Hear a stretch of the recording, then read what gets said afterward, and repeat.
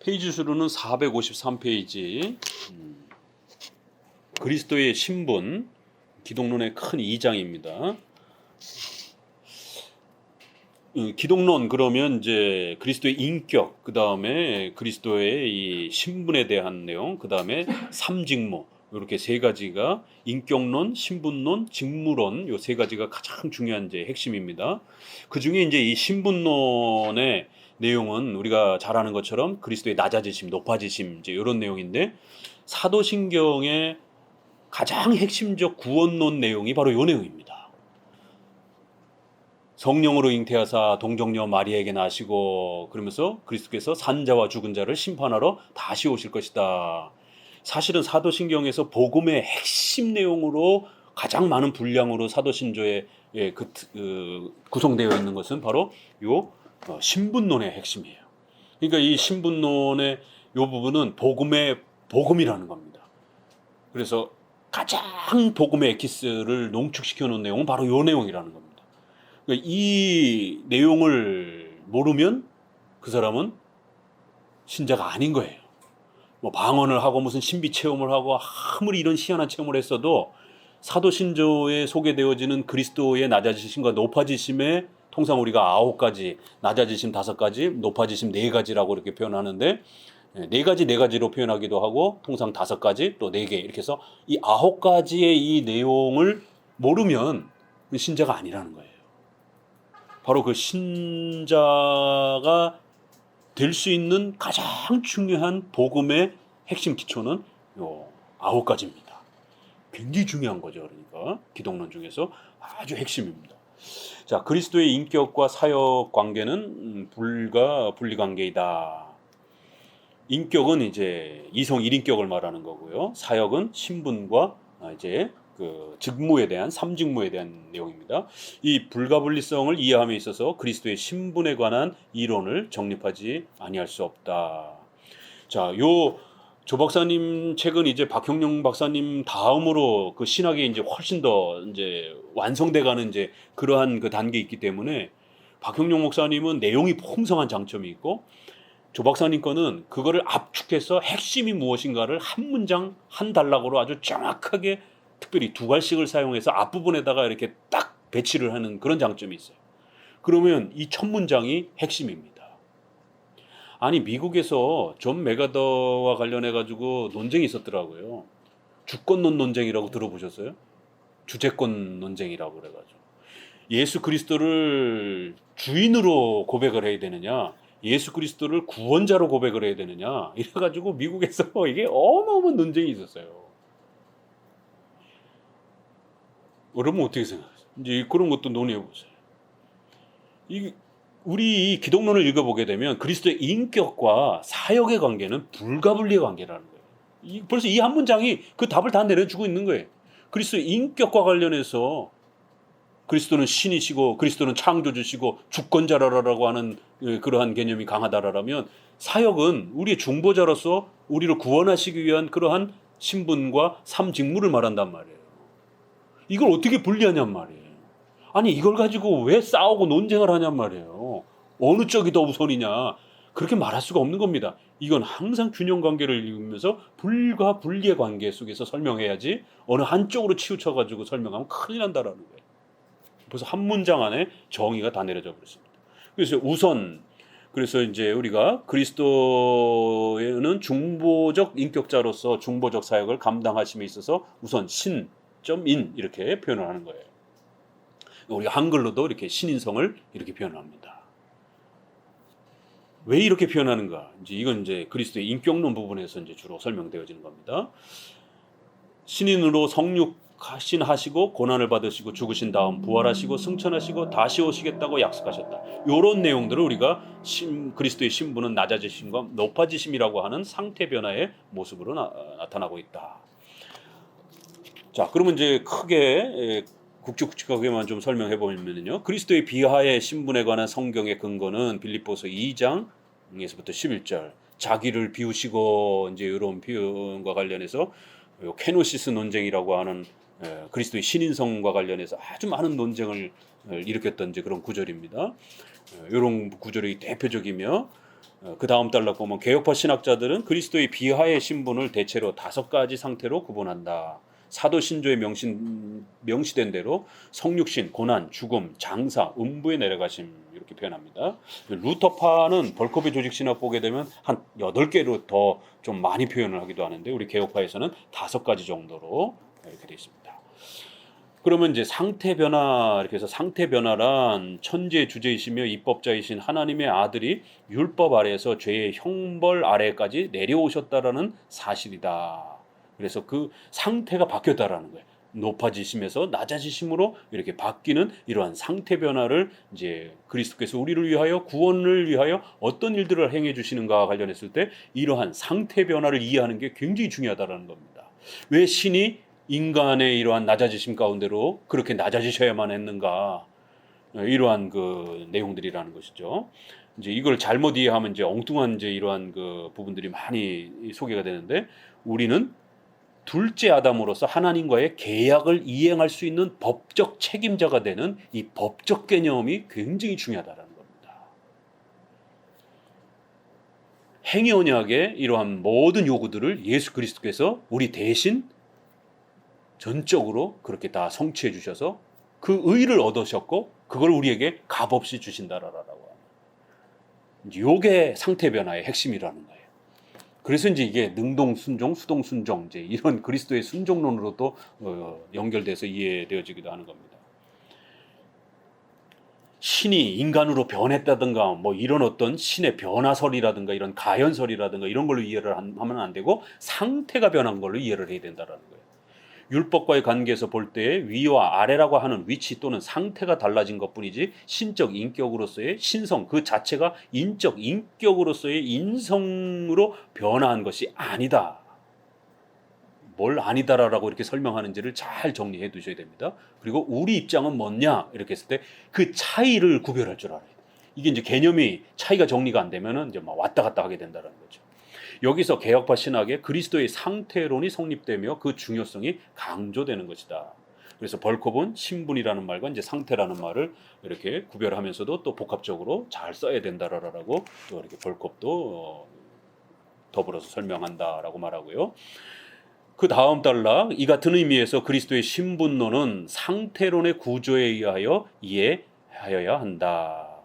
그래서 이 그리스도의 상태 높아지심과 낮아지심이 바뀌었다라고 하는 이러한 그 상태를 잘 이해하면서 그리스도의 신분 개념을 우리가 접근해야만이 왜 그리스도께서 그런 높아지심에서 낮아지심으로 그렇게 상태를 바꾸셨는지에 대해서 더 잘 이해하게 되고 그렇게 되면 그것이 우리의 구원과 아주 직결된다는 것을 깨닫게 된다는 그 다음 단락 개혁파 신학자들은 성육신의 의의를 과대평가하여 거기에다가 교리학의 모든 체계를 구축하려고 하는 사고방식이나 이건 누구 거냐면 이게 누구 거겠어요? 성육신에다가 모든 신학의 초점을 맞춰서 그걸 중심으로 해서 신학을 설명하고 자신의 모든 신학을 구축하려고 해요. 성육신에다가 맞춰가지고 이신칭이 이게 루터파의 방식입니다. 신구약을 그리스도 중심으로 봐야 된다.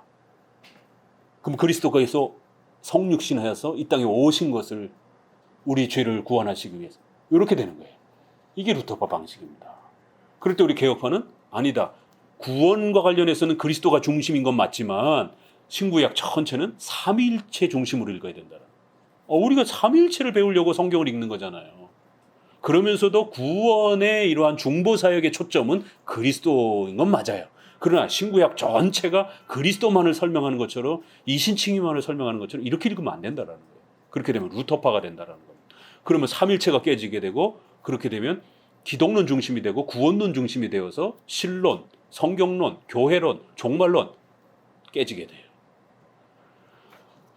다음 속죄 사역 이전에 성육신으로 말미암아 하나님과 죄인 사이에 화해가 이루어졌다고 보는 사고방식에는 어디까지나 반대하고 있지만 또 하나 반대한다는 거예요. 성육신을 통해서 하나님과 죄인 사이에 화해가 완성됐다라고 하는 화해 중심으로 신학의 모든 체계를 형성하려고 하는 분파들이 있다라는 거예요. 화해 중심 신학 그럼 뭐가 떠올라요? 그렇죠. 바르트가 화해 신학이라고 그래요. 그게 바르트 신학을 철학적으로는 변증법적 신학이라고도 그러고 실존주의 철학에 입각을 해서 또 실존주의 신학이라고도 하고 또 교리상으로는 기독론에다가 맞춰가지고 또 기독론 중에서도 또 이 화해론에다가 맞춰가지고 화해 신학이다 이렇게 말을 해요. 이건 좀 뭐 설명돼야 되는 표현이지만 이제 목사님 공부반에서는 이해하고 넘어가셔야 돼요. 그냥 화해론을 다시 다 장황하게 설명할 수는 없어요. 핵심은 예수님이 성육신 하셨기 때문에 그 성육신 하신 자체로 인류가 처해 있던 모든 그런 죄들이 다 없어졌다라는 거예요. 성육신 사건 자체가 하나님께서 인간의 죄를 해결하기 위해서 그렇게 그리스도가 성육신을 하신 그런 사건이라는 거예요. 그 자체가 성육신 하심으로 인해서 모든 죄가 더 이상 인간을 억압하지 못하는 억제제가 됐다라는 거예요. 뭐라 그래요? 백신이 됐다라는 겁니다. 그러면 이제 어떤 일이 벌어져요? 모든 죄인들은 죄의 그 위기가 다 사라진 거예요. 그러니까 자기가 알아서 하나님을 받아들이면 되고 안 받아들이면 안 받아들이고 또 결국 로마 카톨릭처럼 인본주의, 공로주의, 구원은 인간이 결정하는 식이 돼버리는 거예요. 이 바르트도 결국 그 루터파의 이러한 그 분류에서 나온 겁니다. 결국엔 변형해서. 반대하고 있지만 우리 입장은 성육신의 신비 속에 그리스도의 인격과 사역이 전적으로 결합되어 있다는 사실을 충분히 인정하지 않으면 안 된다. 그럼에도 우리는 적어도 이 성육신이 중요하다라는 건 우리는 존중한다라는 거예요. 그러나 성육신만 강조하면서 이신칭의만 강조하면 안 된다라는 거예요. 그렇게 되면 기독론 중심의 신학이 돼버린다라는 거예요. 이게 그래서 여러 교파와 여러 신학이 있지만 왜 우리가 장로교 신학, 개혁주의 신학을 해야 되는지에 대한 이유인 겁니다. 맨 아래 그런데 상태론을 처음 설명한 것도 루터가 이제 루터파에서 나오기 시작했어요. 결국 개혁판에서도 이런 부분들을 또 언급하면서 이제 상태론이 잘 자리 잡습니다. 그런데 루터파에서는 상태 변화의 주격을 그리스도의 인성으로 보는 데 반하여 이 문장을 이해하셔야 돼요. 여기에는 많은 설명이 있어요. 그렇지만 이제 그걸 설명하면 책이 방대해지니까 압축해갖고 간략하게 빨리 신속하게 신학을 정립하도록 이렇게 이제 도와주는 겁니다. 루터파는 그 성육신을 우리도 성육신을 강조하는데 루터파는 성육신 중에 특별히 인성을 그 주체로 강조하면서 인성 중심으로 성육신을 설명해 간다는 상태 변화의 주체를 인성에다 맞춘다라는 거예요. 그렇지만 개혁파는 중보자의 인격에다 맞춘다라는 거예요. 한 인격에다 맞춘다라는 거예요. 이게 달라진다라는 겁니다. 이게 신학을 구성하는 데 있어서요. 처음에는 아주 조금 차이가 있는 것 같은데 저만치 가면요 이게 완전히 서로 달라져요. 인성을 중심으로 하니까 인성에 초점을 맞춰가지고 인성 변화의 모든 것에 집중하는 거예요. 그러나 우리 개혁파는 아닙니다. 한 인격, 이성 일인격 교리가 여기 또 따라붙는 겁니다. 그리스도는 신성과 인성을 가진 한 인격입니다. 그 한 인격이 중보자가 되신 겁니다. 그리고 성육신에서는 한 인격이 주인공이십니다. 신성만 주인공도 아니고 인성만 주인공도 아니고 바로 신성과 인성이 한 인격으로 우리 가운데 오신 그리스도. 그래서 우리가 그리스도 이렇게 표현할 때는 신인성을 포함한 말이에요. 그래서 중보자의 한 인격을 중심으로 해서 성육신을 펼쳐나가면서 앞으로의 그 모든 그리스도의 사역을 설명해야지 신성으로 치우쳐도 안 되고 인성으로만 치우쳐도 안 된다는 거예요. 신인성이 균형감을 가지고 그렇게 복음서를 읽어내야 됩니다. 여기에 이제 인성만 강조하게 되면 어떤 일이 벌어져요? 로마 카톨릭처럼 부활절 다가오면 사순절 때 십자가 통 메고 길바닥 그렇게 채찍질하면서 소위 말해서 퍼포먼스 중심으로 가게 되는 거예요. 신성을 강조하게 되면 어떻게 돼요? 그리스도께서 갑자기 내 심령 속에 쑥 들어왔다 막 이런 식의 신이 어떤 물질화돼 갖고 막 우리의 속에 들어와 가지고 막 어떤 눈이 밝아지고 귀가 밝아져 가지고 막 신의 계시를 막 직통으로 받을 수 있는 막 이런 어떤 신성화된 어떤 인간의 어떤 현상처럼 막 이렇게 신성과 인성의 균형을 이루면서 한 인격으로서 그 중보의 모든 사역들을 이렇게 균형 있게 설명하는 게 이렇게 중요합니다. 이게 이제 후반부에 이제 나오기 시작합니다. 자, 그러면 성육신 이건 어디까지나 신비의 사실이다. 이 문장이 결론 문장이. 자, 읽는 법이에요. 그러면 이 조 박사님 책이 굉장히 읽기가 쉬워요. 근데 이걸 압축해놨기 때문에 처음 접하는 분들은 굉장히 어렵다고 그래요. 근데 이번에 스타일을 이해하게 되면 굉장히 읽기 쉬워요. 바빙크 책도요. 그래서 이제 MDB 때는 바빙크 책 읽지 말라 그래요. 저도 벌크업과 5번 읽는 게 훨씬 깊이 신학을 정립할 수 있어요. 바빙크 거는요, 석사를 해도 헷갈려요. 굉장히 이렇게 논점이 복잡하고 또 표현이 두갈식이나 미갈식을 쓰지를 않고 중갈식도 쓰기도 하고 그러니까 두갈식, 중갈식, 미갈식을 막 섞어서 써요. 그러니까 도대체 결론이 어디가 있는지 찾기 무지무지가 힘듭니다. 통일성 있게 이렇게 쭉 썼으면 좋은데 본인의 어떤 그 상황과 의도에 따라서 앞에도 썼다, 중간에도 썼다가 또 끝에도 썼다가 어떨 때는 그냥 전체 문맥에다가 그냥 퍼뜨려 놓기도 하고, 그래서 바빙크가 뭘 말하는지에 대해서 굉장히 초점을 찾기가 어렵습니다. 이 글 자체가, 구성 자체가 그렇게 돼 있어갖고. 그래서 공부를 좀 많이 한 다음에 바빙크는 이렇게 다음 단계에서 읽어야 되지, 바빙크를 MDB 목사 공부하면서 첫 시간에 읽으면 신학 다 그만두려고 그래요. 그래서 이 순서도 굉장히 중요합니다. 자, 조 박사님은 한마디로 이건 어디까지나 신비의 사실이다라고 이 성육신을 우리가 어떻게 접근해야 되는지를 첫 문장으로 딱 구축해 줬습니다. 나중에 이게 성육신에 대해서 어디까지 나오느냐면요, 월경 잉태설.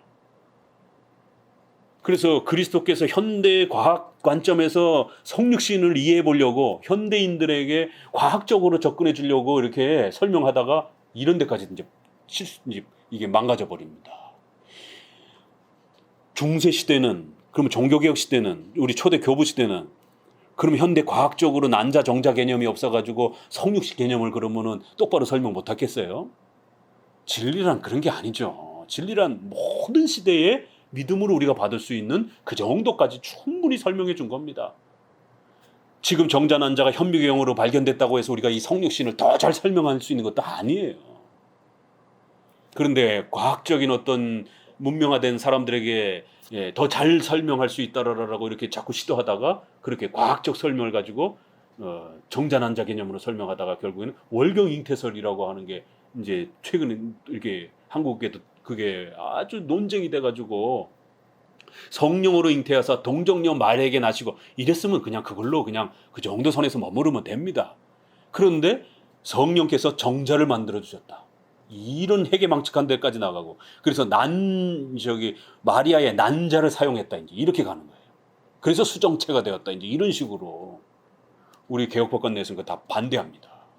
큰일 납니다. 그렇게 하게 되면. 그렇게 되면 예수님의 원죄론의 전가 문제가 발생이 돼요. 그래서 보통의 출생을 가진 자들은 모두 다 원죄가 전가가 되는 겁니다. 그렇지만 예수님은 특별한 출생을 하셨다라고 설명을 하는 거예요. 그거를 신자들에게는 이런 철학적 용어를, 학문적 용어를 쓰지 않기 때문에 신학 용어로 설명하니까 그저 성령으로 잉태되사, 그 성령으로 잉태됐다라는 게 초자연적인 하나님의 권능과 능력으로 원죄가 영향을 끼칠 수 있는 것을 강력히 막으시고, 또 방식면에서도 남자와 여자의 통상적 결합이라고 하는 것을 깨트리고 오직 여자의 몸만을 사용한 거예요. 그러면 그 여자의 난자의 어떤 시스템을 사용했느냐, 그건 우리가 모른다라고 얘기를 해야 되는 거예요. 머물러야 됩니다. 그냥 멈춰 서야 되는 것이에요. 이건 어디까지나 신비의 사실입니다. 그래서 한쪽에서는 그 그리스도의 인성의 실제성을 너무 지나치게 강조하려고 하다가 이 월경 잉태설까지 이제 퍼뜨리는 이제 이러한 일들이 벌어집니다. 그렇게 되면 또 다른 문제가 발생이 되는 거예요. 인간의 그러한 그 세포 문제를 지나치게 끌고 오려고 하게 되면 원죄 문제는 그럼 어떡할 거냐고. 더 심각한 문제가 발생이 되잖아요. 그래서 그리스도의 이런 무죄성을 우리는 지키기 위해서, 원죄가 전가되지 않았다라는 걸 지키기 위해서 성령으로 잉태하사라고 교부 시대에 이렇게 이 정도로 신앙 고백을 했고, 그리고는 또 마리아의 몸에서, 그래서 마리아의 그 실제적 몸에서, 그 자궁에서 그렇게 잉태가 되었는데, 그 잉태가 난자와 정자의 결합인지, 예, 그래갖고는 정자를 성령 아버지설 이제 이런 식으로 해가지고 까지 막 극대화되면서 막 엉망진창으로 망가뜨리는 겁니다. 아닙니다. 그렇게 하면 안 되고 그냥 마리아에 대해 자궁에서, 그래서 영어에서도 이렇게 되고, 또 수브스탄스, 삼위화 설명할 때 한 신성 이렇게 할 때 한 본질, 한 본체 이럴 때 수브스탄스를 씁니다. 영어에서. 그런데 놀랍게 신앙 고백서에서 마리아의 몸에서라고 했을 때 마리아의 본질에서 수브스탄스를 씁니다. 그리고 태, 마리아의 자궁, 이렇게 영어도 두 단어를 써요. 이렇게 마리아의 몸에서, 그 자궁에서 인간이 되셨다. 그리고 그러한 출산의 과정을 거치셨다라는 정도만 우리가 말하면 되지, 그 이상을 너무 지나치게 말하면 짜릿. 여기서 우리가 한 걸음만 더 들어가게 되면 교리란 균형을 이루어야 되는데, 한 걸음 더 들어가려면 인성의 실제성을 강조하려고 하다가 그리스도의 죄의 문제가, 원죄 문제가 전가되는 것을 막지 못하는 이제 이런 심각한 사태가 벌어질 수 있다라는 거예요.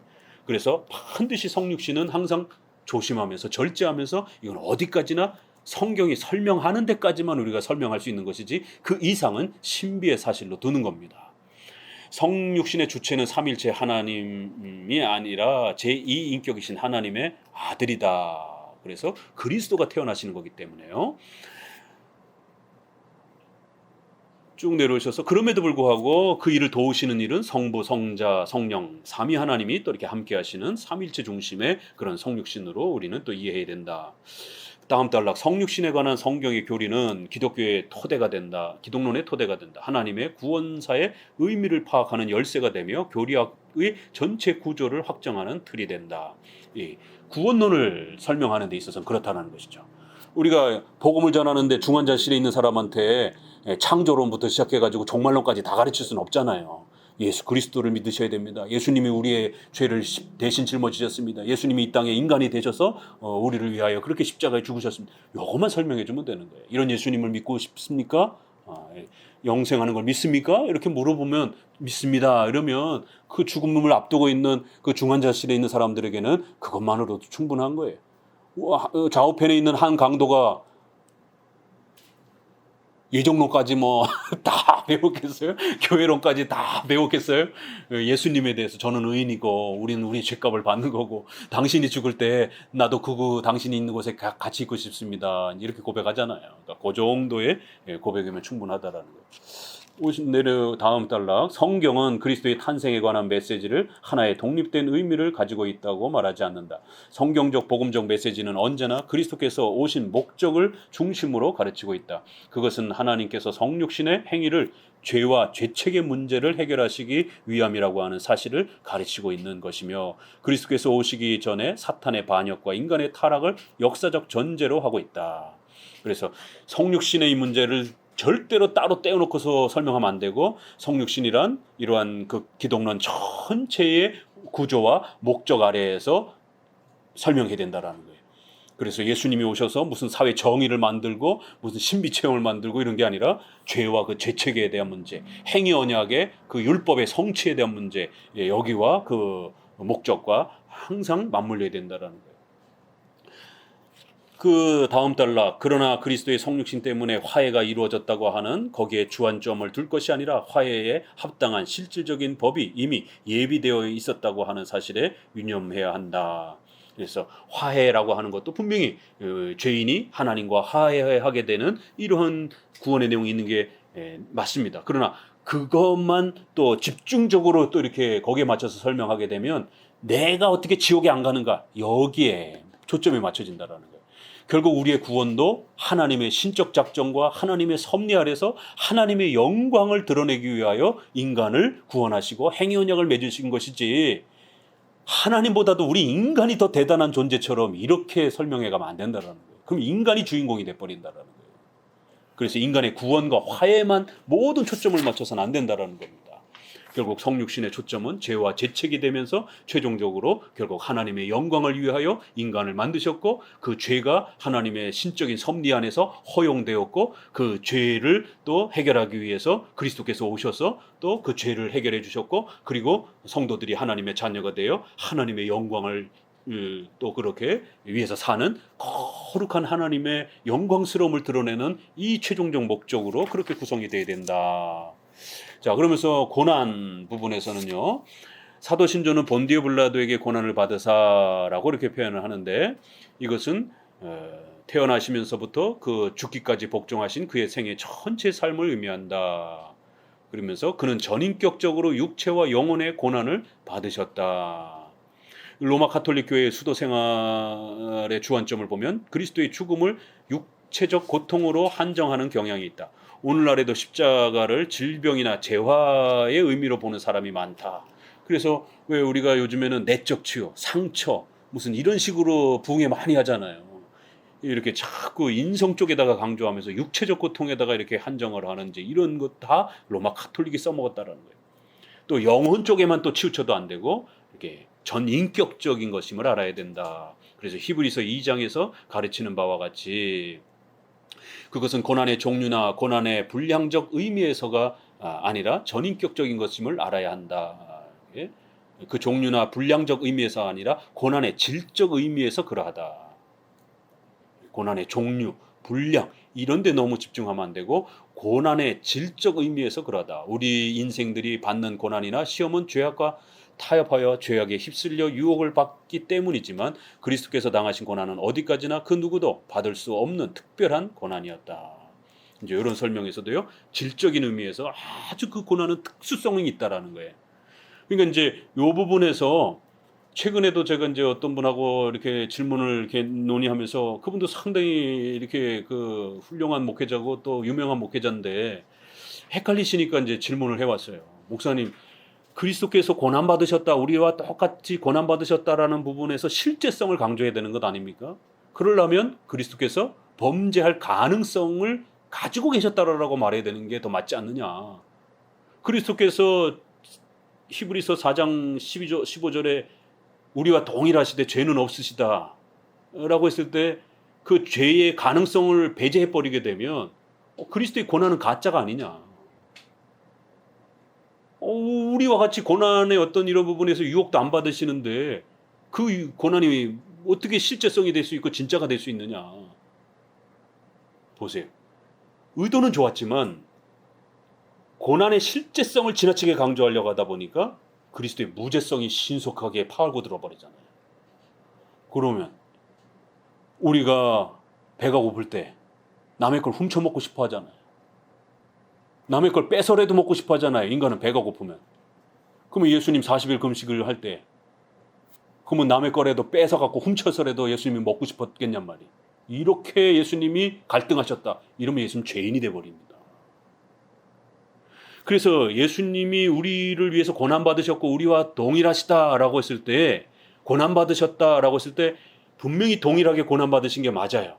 그러나 그 고난의 질적인 의미는 특별한 고난이라는 것을 항상 전제해야지, 이 부분을 놓치고 실제성에서만 너무 지나치게 치우쳐버리게 되면 예수님이 우리처럼 죄의 갈등을 느끼는 그런 분으로 예수님의 무죄성이 깨져버린단 말이에요. 예수님의 무죄성이 깨져버리면요, 이단돼 버립니다.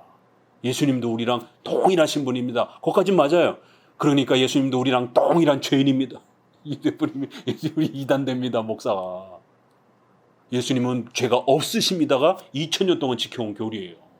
예수님은 절대로 원죄의 이러한 부분을 가지고 계시지 않습니다. 또 성화의 이런 부분에 있어서 인성이 자라가시고 우리처럼 육체가 자라가는 거 분명히 맞아요. 그러나 우리처럼 죄의 그러한 그 갈등이 없어지는 그러한 형태로 성화되어지는 것처럼 이렇게 인성을 말하면 큰일 납니다. 우리는 죄의 갈등을 느끼면서 거룩함으로 자라가는 것이지만 예수님은 죄의 실제적 그 갈등을 겪으면서 자라가는 게 아니에요, 성화가. 그렇게 말하면 예수님은 죄가 있는 분이 돼버립니다. 큰일 납니다. 그러면 예수님이 우리랑 동일하게 고난 받으셨다라는 건 어떻게 표현해야 되느냐?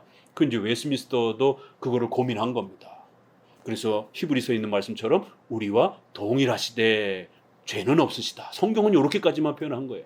그래서 웨스민스터도 통상적인 일반적인 고난에 있어서는 우리와 동일하시되 그럼에도 죄가 없으시다. 이렇게 웨스민스터는 조금 신학적으로 좀 더 설명하는 겁니다. 그래서 그 고난이란 일반적 고난을 말하는 것이지 우리가 겪는 모든 고난을 똑같이 겪어야 된다. 분량적으로 똑같이 겪어야 된다. 종류적으로 똑같이 겪어야 된다. 이게 지금 능수동의 문제랑 또 연결이 되는 겁니다. 그럼 예수님은 결혼도 안 했는데 바람 피는 이런 우리 인간의 정욕의 욕구를 어떻게 느낍니까? 예수님이 여자도 아닌데 사치의 그런 여성들이 갈등을 겪는 그런 미의 이런 욕구들을 예수님이 어떻게 겪어요? 말도 안 되는 거지 그거는. 예수님은 통치자도 아닌데 왕도 아닌데 권력의 이 욕망을 어떻게 예수님이 느끼냔 말이에요. 그러니까 예수님의 고난을 그런 식으로 예수님이 모든 율법을 하나하나 다 순종해가지고 순종했느냐? 그런 말 성경에 없다. 그러니까 능동적 순종은 잘못된 거예요. 이런 거는 기독론의 이 기초를 잘못 이해한 거예요. 심각한 겁니다. 여기 벌컵에도 그렇고 바빙크에도 그렇고 비슷한 표현이 다 있는 거예요. 질적으로 분량적으로 우리랑 똑같이 받았다 생각하면 큰일 난다라는 겁니다. 예수님의 고난은 종류나 분량 면에서 다르다. 접근하면 안 되고 질적인 면에서 특별한 고난이라는 것을 생각하셔야 된다. 그러면 질문이 유혹 제욕을 받을 수 없는 무죄성이라는 거죠. 그건 이제 조금 있다가 이제 같이 토론하고요. 그러니까 아무튼 이 가범성과 불가범성, 예수님이 죄를 범할 그런 그 상태에서 유혹을 받은 것이냐, 아니면 예수님은 절대로 죄에 빠질 수 없는 상태에서 유혹을 받았느냐. 그때 우리는 불가범성을 이야기해야 된다는 거예요. 예수님은 유혹은 받으셨지만 우리처럼 죄에 빠질 수 있는 그런 상태로 유혹을 받는 그런 유혹은 아니라는 거예요. 그러면 당장 질문되는 게 그러면 예수님이 유혹받은 건 가짜 아니냐? 아니 죄에 빠지지도 않는데 뭐 유혹을 받았다라고 말하느냐? 죄에 빠질 수 있어야 그게 진짜 유혹이지. 그건 우리처럼 자꾸 생각하니까 그런 거예요. 예수님이 우리를 구원하러 오셨다라고 해서 예수님이 우리처럼 똑같이 지옥에 빠진 원죄를 가진 인간이 되어야 되느냐? 그런 말은 아니라는 거예요. 예수님은 우리와 똑같이 원죄를 짊어지지 않았어도 얼마든지 우리를 구원하실 수 있는 겁니다. 우리의 고난을 또 그렇게 체감하실 수 있는 거예요. 신이시기 때문에. 그래서 이건 신비의 영역이다라고 이렇게 해놨고, 또 이건 특별한 고난이다라고 해놨고, 또 칼빈도 뭐라고까지 얘기를 하냐면 우리와 동일하시면서도 그럼에도 불구하고 우리와 동일하지 않으시다, 이렇게도 표현합니다. 어거스틴도 그렇게 비슷하게 표현해요. 이 두 가지 표현을 다 쓰는 거예요. 어떤 면에서는 우리와 동일하지만 어떤 면에서는 우리와 동일하지 않다라라. 이 균형을 잘 잡으셔야 됩니다. 그 다음에 이에 우리는 그리스도의 고난의 독특성을 두 가지 면에서 규명할 수 있게 된다. 하나는 그의 생애 전체를 통한 고난이 인생들의 그것과 같은 것이긴 하여도, 이제 이게 설명해. 죄악과는 무관한 것이었으며, 또 하나는 인생의 그 누구도 감당할 수 없는 비참한 고난이었다. 이 같은 그리스도의 고난은 중보자로서의 직무와 관계된 것으로서 하나님의 뜻을 이루기 위한 것이며 선지자들의 글을 이루기 위함이었다. 여기서 우리는 예수 그리스도의 성육신과 함께 고난의 필연성을 생각할 수 있게 된다. 이 필연성의 궁극적 근거는 역시 신적 작정에 있는 것이다. 우리 입장에서 너무 지나치게 생각하게 되면 우리랑 똑같으면 당연히 죄까지도 같이 똑같이 짊어지고 고민해야 되는 거 아닌가 라고 이렇게 인간적인 생각을 할 수 있지만, 이 구원의 신비란 그런 게 아니라는 거예요. 하나님의 신적 작정과 하나님의 그 위대한 계획 속에서 펼쳐지는 반 이상은 신비에 가려진 영역이 분명히 우리에게 있는, 그러면서도 우리 인간의 몸을 취하시고 또 이 땅에 오셔서 우리와 함께 또 그 고난을 체감하시는 또 그러한 또 부분도 분명히 또 포함되면서 이렇게 복합적으로 이해해야 된다는 거예요. 그러므로 그리스도의 고난의 사실 또한 신비로운 수수께끼다, 이렇게 표현을 합니다. 자, 십자가의 죽으심, 오늘은 이 낮아지심만 좀 소개를 할게요. 십자가의 죽으심 부분은 이 두 번째 단락에 죽음이란 성경에서 가르치고 있는 바로는 그같이 비참한 것은 또 없다. 죽음이란 죄 대가이며 하나님과의 분리이기 때문이다. 이렇게 해서 이건 자연적 죽음이 아니라는 거. 죽음은 과학적 죽음도 아니고 생물학적 죽음도 아니고, 성경에서 말하는 죽음은 반드시 죄의 대가라는 거. 죽음은 본질적으로 하나님의 가벌, 형벌이라는 거예요. 하나님의 심판에 의하여 집행되는 것으로서 어디까지나 법적인 관점에서 이해되어야 된다. 법적인 관점. 이렇게 빌라도의 사형 선고에 의하여 실행된 일이다. 다시 말해서 로마법의 적용과 모세의 율법에 의한 이중적 법적 재판을 거쳐서 실행되었다. 그래서 형식은 이렇게 로마의 그런 형태를 취했지만 내용은 모세의 율법의 신명기 21장 23절에 나무에 달린 자마다 정죄된 자다라고 해서 예수님은 돌 맞아 죽으면 안 되는 겁니다. 반드시 예언적 성격이 담겨져 있는 정죄적 성격으로서의 죽음을 당하셔야 된다는 거예요. 왜냐하면 이게 법적 개념이기 때문에 행위 언약에 대한 인간의 죄를 대신 짊어져야 되는 그런 정죄적 저주의 그런 죽음의 성격을 나타내야 되기 때문에 다른 죽음이 아니라 반드시 십자가 처형의 방식으로서 그렇게 죽으셔야 된다는 거예요. 아유, 예수님을 뭐 익사시킬 수도 있고 때려가지고 태용을 할 수도 있고 뭐 굶겨 죽일 수도 있고 로마의 형벌이 얼마나 많은데요. 근데도 유독 십자가 처형이라는 형태. 그래서 이거는 좀 더 예언적 의미가 훨씬 강하다라는 거예요. 그래서 이런 십자가의 죽음은 예수님의 죽음은 보통 사람의 죽음과는 달리 특별한 것이다. 그래요. 그것은 예수께서 스스로 하나님의 기쁘신 뜻에 순종하심으로써 자처하여 주체적으로 행하신 중보적 대속적 사역이라고 하는 점이다. 자, 그리고 이제 마지막에 무덤의 장사되심, 이게 가장 어려운 하나가 되군요. 무덤의 장사되심과 그 다음에 음부로 내려가심, 요거를 같이 보기도 하고 분리해서 보기도 하고 그래요. 뒤에 걸 빼면 5가지고 뒤에 걸 추가하면 6가지가 되기도 하고 그렇습니다. 그러니까 사도신조에도 이 무덤에 내려가시고 장사되시고가 음부에 내려가시고가 이렇게 2개가 같이 있기도 하고 또 포함해서 장사되심을 음부에 내려가심을 포함해서 그냥 장사되심으로 표현하기도 하고 그래요. 이제 이 사도신조의 번역본 이제 그 옛 그 로마 번역본에 보게 되면 이제 7, 8세기로 넘어오는 공인본에서는 분리해 가지고 장사되심과 음부에 내려가심이 담겨요.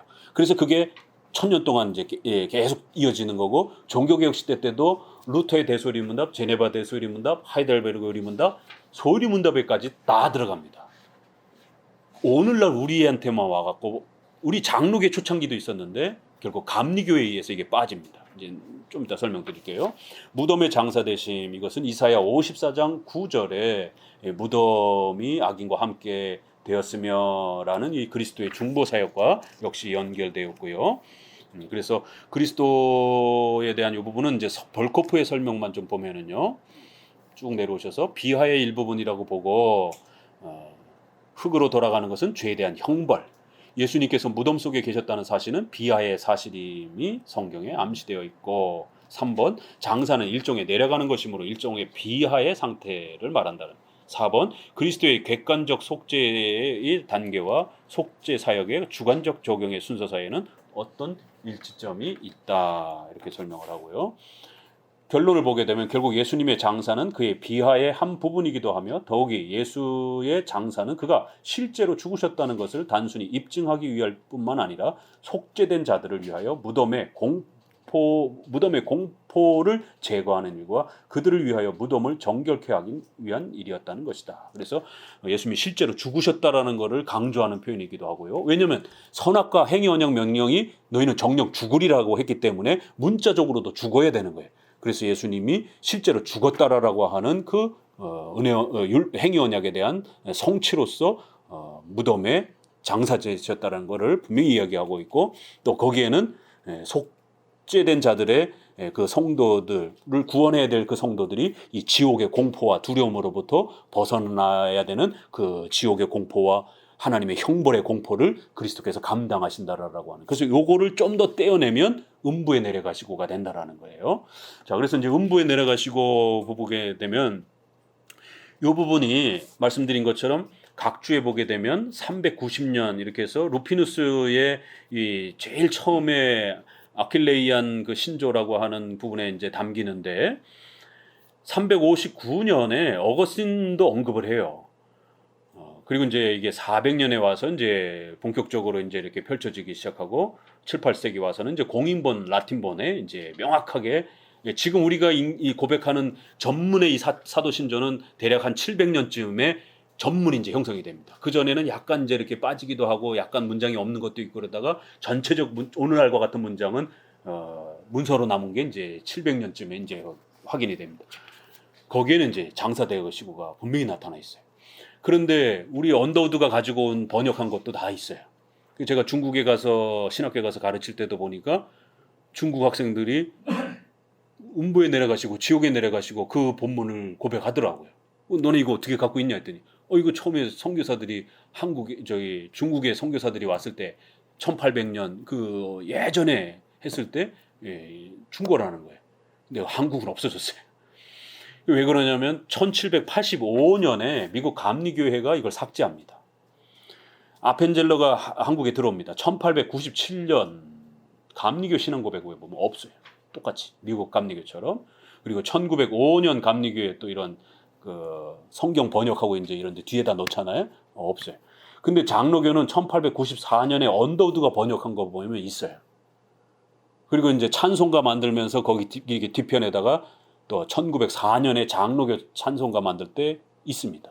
이게 언제 사라졌느냐면 1908년에 장로교와 감리교가 함께 찬송가를 만들면서 감리교 요구에 의해서 빠집니다. 이제 감리교는 왜 이걸 뺐느냐? 우리처럼 교리를 강조하지 않기 때문에. 그러니까 감리교는 우리는 문자적 해석, 그 다음에 추론적 해석, 양심적 해석, 웨스민스터 1장 6항의 성경 해석의 3대 법칙 이러면 추론적 해석이 있어요. 삼위일체, 유아세례 이거 성경에 문자적으로 없어요. 그렇지만 성경 전체를 읽으면 반드시 그런 결론적으로 추론되는 내용들이 있잖아요. 그러니까 우리는 이러한 추론적인 그러한 내용을 굉장히 중요하게 생각합니다. 성경에 문자적으로 표현되어 있지는 않지만 분명히 그런 내용과 교리들이 분명히 담기는 것들이 있어요. 그래서 장로교는 그런 교리적 해석을 굉장히 중요하게 여기어서 교리 고백에 담는데 감리교는 주로 문자적 해석에 집중해요. 그러다 보니까 성경에 문자적으로 지옥에 내려가시고 없지 않느냐. 왜 근데 자꾸 장로교는 지옥에 내려가셨다고 자꾸 이런 고백을 하느냐. 이런 성경 해석의 또 교리에 대한 그런 중요성에 대한 이런 부분에서 차이가 있어요. 그래서 빼버립니다. 될 수 있으면 성경에 직접적으로 문자적으로 언급되지 않은 것들은 우린 고백하지 않는다. 이제 이런 접근인 것이죠. 그렇지만 이제 이 장사되심과 음부에 내려가심은 바로 예수님이 우리 대신 십자가에 죽으시고 정죄 받으시고 고난 받으셨다라는 것을 표현하는 아주 중요한 내용입니다. 사도신조에 이신칭의 내용이 문자적으로 표현이 없어요.